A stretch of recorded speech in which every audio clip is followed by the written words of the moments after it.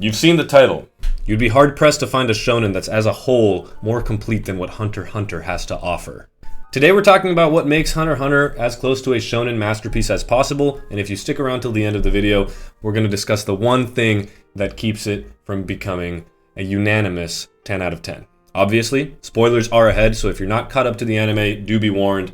I'm not going to talk about anything in the manga that has not yet been animated, so watch the show first, at least. First off, you can't talk about Hunter's excellence without talking about the characters. Right off the bat, we're introduced to Gon Freaks, a seemingly innocuous child who bears the same personality as other major shonen protags.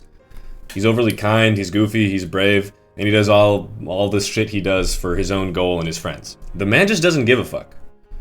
Or so you might think. Very shortly into the show, we're introduced to the rest of the main cast, featuring Kurapika, Leorio, and Killua.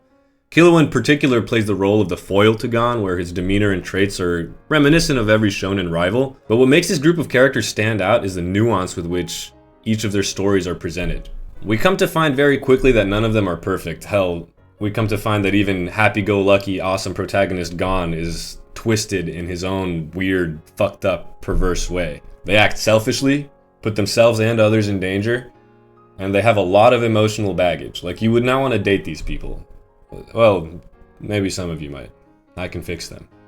Yet at the same time, they develop as characters in a way that I can only really describe as human. Kurapika's goal of taking down the Phantom Troop is both shown and told through the metaphorical scars of the character.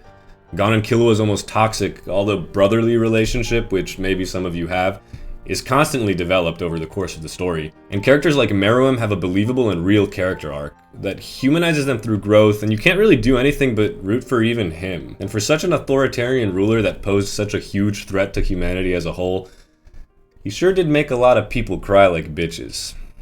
I'm looking at you. But it's not just the main characters. The villains in this series are otherworldly. The only other anime I can think of that has villains on the same level as Hunter is Naruto. And even that's super different. Weirdly, we all grow to like Hisoka, despite his fucked up morals and perversions.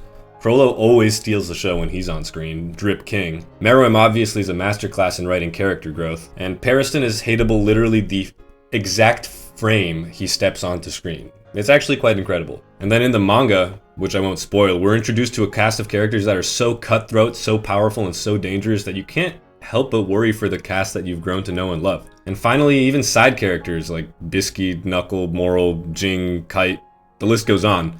Characters who don't spend that much time on screen are fleshed out, not through tedious backstories or repetitive flashbacks, but exposition that we have as we're watching or reading the story. Togashi knocked the characters out of the park. Excellent, excellent work.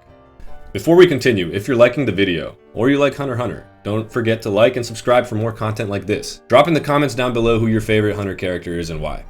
I'd probably go with Killua because he's a drip king, his character is so fucking nuanced and his power is so dope, and he loves his little sister. What a cutie pie. Next, the world building.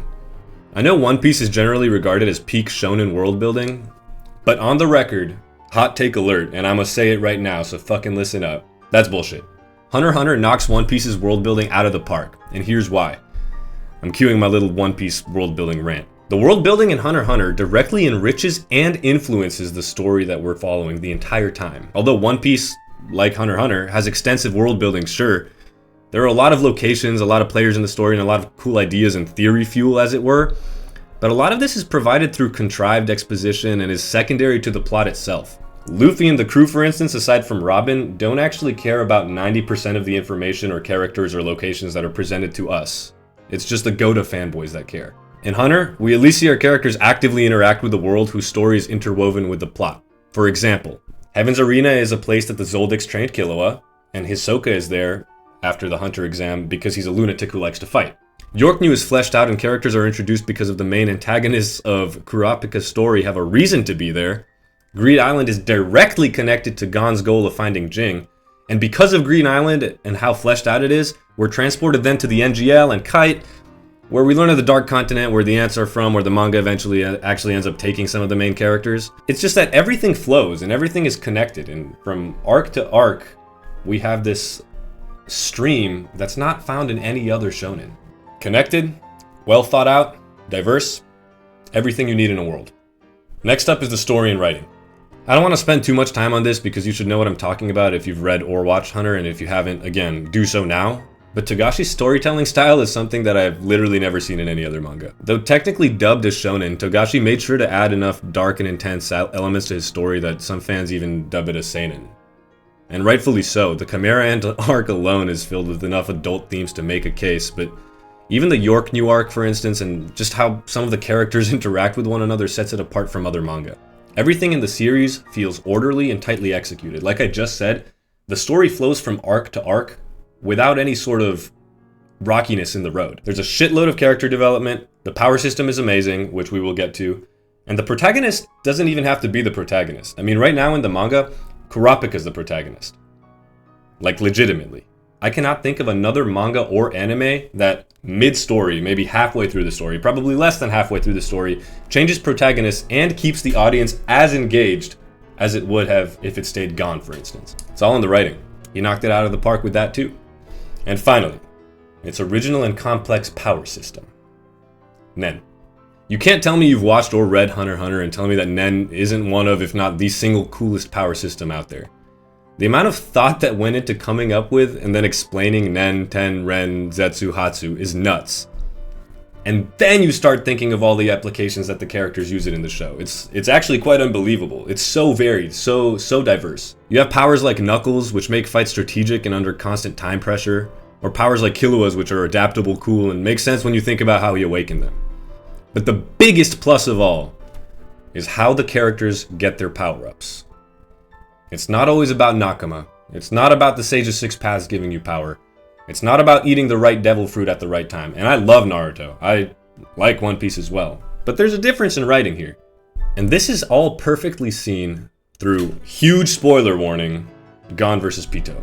The man recently learned about Nen conditions and binding vows and is so emotionally distraught by the events of the Chimera Ant arc that he's willing to sacrifice literally the rest of his life for all of the power available to him. And then the next arc continues with, we need to save Gon because of what he did. He didn't power up to save Killua. He did it for his own selfish, maybe even toxic reasons. A lot of power systems are cool, but this was one that establishes rules really early on and doesn't bullshit us with a lot of, ass pulls or power-ups. GOAT power system.